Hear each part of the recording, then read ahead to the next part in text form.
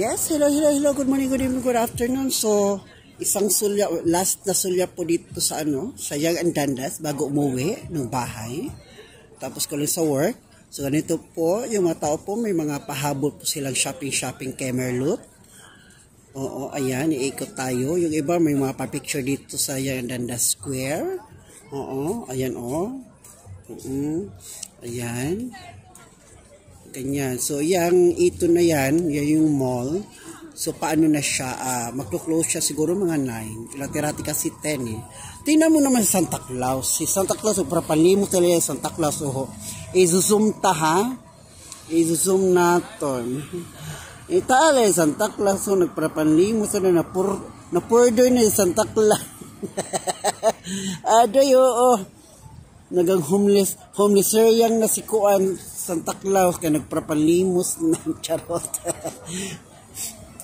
Oo, ganon. Oo, so yun lang.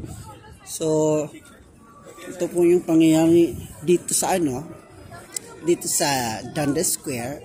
So karamihan dito is may mapahabol, yung iba na mamasyal, pa-picture. Oo, so yun lang guys. Wala nang iba. So, dyan nga pala sa Pilipinas, Merry Christmas and a Happy New Year. Charot, Merry Christmas lakit anay. Ano?